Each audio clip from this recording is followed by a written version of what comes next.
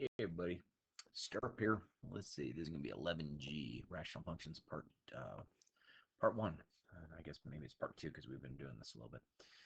Um, so we're going to continue. Remember what those functions kind of look like. They were kind of obscure. They were called hyperbolas. They existed across both horizontal and vertical asymptotes.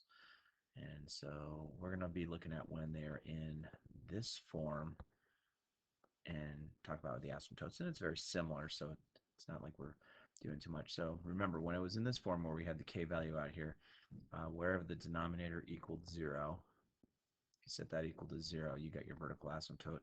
And then whatever this was allowed you to get your horizontal asymptote. We talked about the domain in the range because remember the asymptote is something you can't cross. Okay, so if we went ahead and did this problem, we'd have a vertical asymptote at x equals -5 because that was what makes the denominator 0. So 1, 2, 3, 4. So vertical asymptote here. And then we have a horizontal asymptote at y equals 3 because that 3 right up there. And if we plugged in values, I guess it looks good to plug in some values. Let's just figure out what our roots would be first. Fill my roots. I'd go 0 is equal to 7 over x plus 5 plus 3. Subtract 3. Multiply both sides by x plus 5, so I'm going to get -3x minus 15. I went ahead and distributed at the same time. Go ahead and add the 15. So that gets you to 22. So x is equal to negative 22 over 3, which is about -7. So if I go 1, 2, 3, 4, 5, 6, 7, we're finding we have a root right about there. Okay, so our graph is going to look like this. And we could kind of mirror image it over this, but typically this is going to do this. But you could find the y-intercept as well. The y-intercept would be, so I have a root at -22 thirds, comma 0. And then where does it cross the y-intercept? I'm going to plug 0 in for x. So I get 7 over 5 plus 3. Well, 7 over 5 is 1 2/5. So I get 4 2/5. So I guess I'm on, let's see, so 1, 2, 3, 4. So it should have crossed right there, so my graph is off just a little bit. Okay, and then if we look at the domain is what the x values can't do. So as I'm looking at my domain, as I come in this way, I come from -infinity, and I can get to that -5, and then I can go start from -5 again. -5 is way up here, in the y direction, so -5 to infinity. That just basically means our graph doesn't continue. It gets very close to -5 from the left side, gets really close to -5 from the right side. That's actually something you'll talk about a lot more in pre-calc. Hope you guys are all doing well today.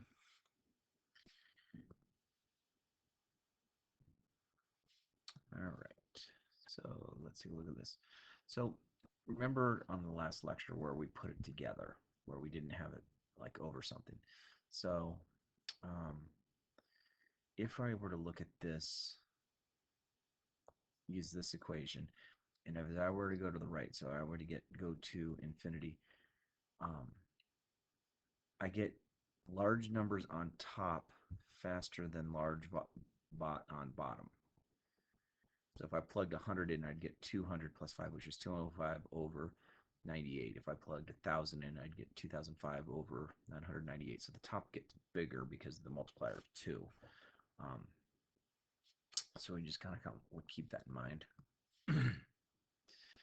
So they come up with these rules. They said that if I were to take my vertical asymptote is going to be, if I set that equal to 0, okay, that should stand out pretty nicely.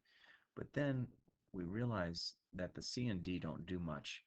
So basically, if I have the same degree on top and bottom, in this case it would be 1 and 1, my A over B, so my coefficients that are attached to my x values, the ratio of that becomes our horizontal asymptote. So we'll keep that in mind. Then we can build the domain and range off that, but they all deal with the horizontal and vertical asymptotes. Okay, so let's see what they say here. Steps in graphene, find the domain. Okay, we can do that. You know, set the denominator, find the vertical asymptote. We can do that. That's, again, um,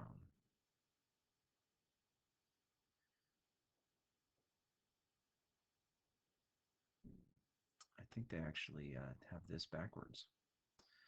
It should have been bx plus d equals 0, so they, I think they, negative c over a, negative c over a, it's a vertical asymptote. No, that's incorrect, so ignore that. You have to set the bottom equal to 0 to get that vertical asymptote. The horizontal asymptote is correct, the a over b, but this part was incorrect. So, you know, the vertical asymptote should have been x equals negative d over b is what they should have done. They had it backwards on the note, so we'll have to change that for next year. Apologize for that. Find the x-intercept, sub in 0 for y, and solve for x. Write your answer as an ordered pair. Find the y-intercept, sub in 0 for x, and solve for y. Boy, this is just a plethora of errors. Write it as an ordered pair, and then a few possible more points to the right and left is fine. It's not totally necessary to do because you're just looking at the shape, and I mean, we still know how to do a t-table, so t-tables would indeed work for these. All right, so a vertical asymptote, if I set the bottom equal to 0 and solve it, so x is equal to 2 is our vertical asymptote. Remember, x equals is always a vertical line. Horizontal asymptote, I'm going to look at, I have a 1 here, so I get 1 over 2. So y equals 1 half. So 1 half is in between the 0 and the 1 and the as I go upward. Let's talk about the roots. If I want to do the roots, I'm going to set it equal to 0. And you're like, how do I solve that? Well, multiply 0 times 2x minus 4, which is great. Now it's going to just give me this. So x is equal to 1. So I get, or negative 1, excuse me, negative 1 comma 0. So negative 1 comma 0 is here. And then let's go ahead and find the y-intercept. So the y-intercept, I'm going to plug 0 in for the x values. So if I plug 0 in, I plug 0 in here, and I plug 0 in here, I'd wind up getting negative 1/4. So 0, negative 1/4 is, like here. So we're gonna, this green goes along this line up above the x-axis and then comes down. And then here's our other one. We could have plugged some values in to see if we get something out. I don't know if it's totally necessary. The domain, so we're going to say that it goes from negative infinity to the vertical asymptote, which is 2, and then from 2 to infinity. And the range is going to go from negative infinity up to the horizontal asymptote, which is 1 half, and then 1 half to infinity. And again, you know that this is going to be some complex stuff. So if you're just trying to manage through my video lectures, I know my video lectures are like the best thing ever. Yeah, right. I've seen shows on PBS that are better than my lectures, but give me a call and we can go over these. So I just want to make sure you feel comfortable with these, especially when you're going on to pre-calc next year. If you're going on to college algebra, you'll see this a little bit, but not as in depth. Vertical asymptote. So set the denominator equal to 0. So x equals 4. Horizontal asymptote. Remember, there's a 1 there, so it's going to be 2 over 1.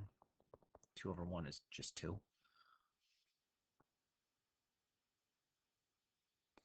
Let's find some roots. So I'm going to have 0 equals 2x plus 3 over x minus 4.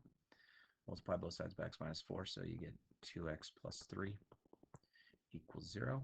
Subtract the 3 and divide by 2. So I'm going to get negative 3 halves comma 0. So negative 3 halves is negative 1 1/2, right? So it's about right there. And let's find the y-intercept. Y-intercept, I'm going to plug 0 in for my x's, so I'm going to wind up getting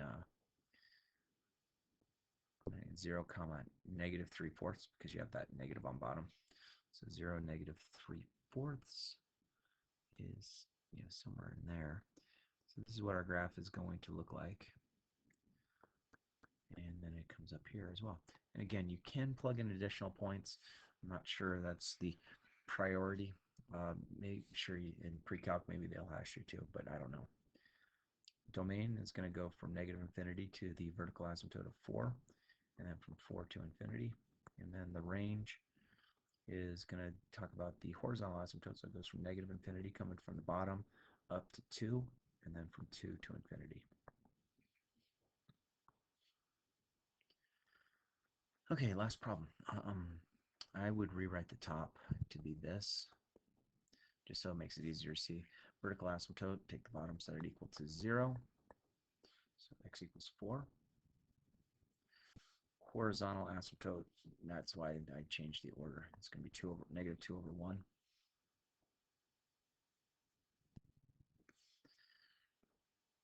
So y equals negative 2, or negative 2 over 1.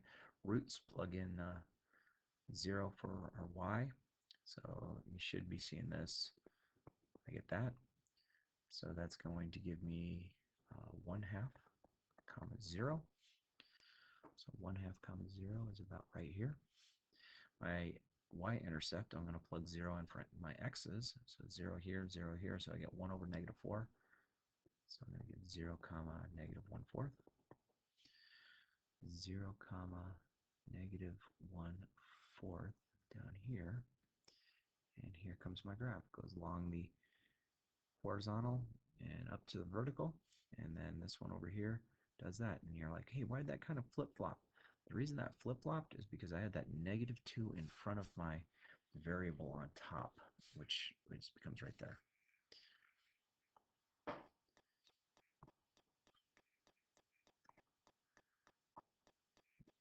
All right, so make sure you're practicing these. And again, if you get stuck on it, I'm not really posting the video of, I'm running out of time. I apologize.